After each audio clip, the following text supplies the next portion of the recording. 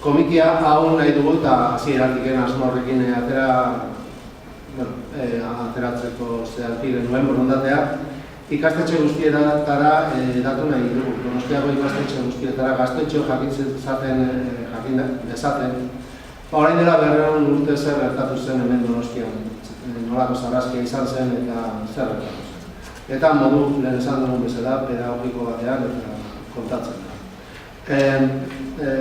Komikia ditu 13 orrialde eta erresa da irakurtzeko, baina ez da pentsatu behar, nahiz eta hasieran guk esan 9 urte dituztenetik gorako izango dela, edozein heldurentzako ere egokia da, politia da eta gustora irakurrita ikusiko du.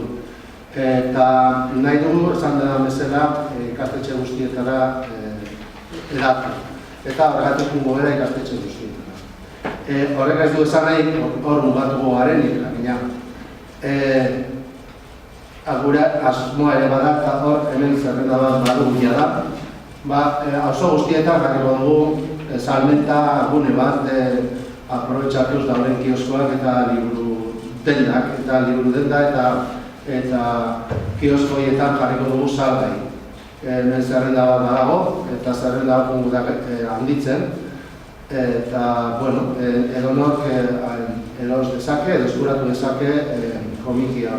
Baita Durangoko azokan ere egongo da, eta Durangoko azokotan bi estanetan egongo da. Bat Navarraldeko estanean eta bestea Euskal Herrian euskarazko estanean, gure gandik urtil dauden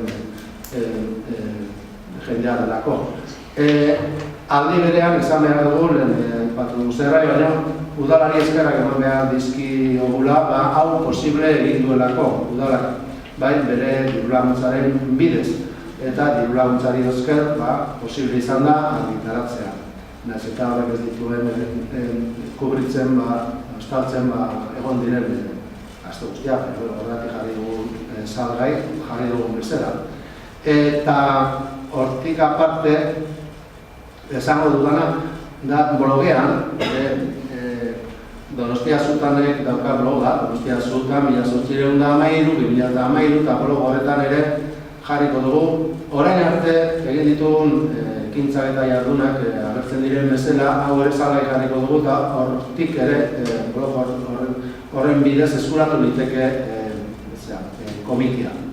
Eta azkanik aipatu nahi ditugu, Donostian 2013-2013 efemeride honetan eta urte honetan, azken bi urte hauetan, urte honetan, euskeraz ez dela gauza askorik argitaratu, eta argitaratu diren artean, guk argitaratu ditugun, lehen aipatu dudan liburuzka dago, gero berri papera dago, gero zenbait liburu dago, gutxi, bat hemen daukat, Iñaki Gaian argitaratu duena, gero beste bat dago Aitziber Etxeberriak, Tamaika Kainoleta, gero beste aldizkari moduan Kainoleta elkarteak argitaratu zuen, elebiduna zen aldizkari bat, eta hortik aurrera egia zen beste ekitaldi mordo bat eta liburu mordo bat ez dira euskeraz argitaratu izan. Beraz, komikiak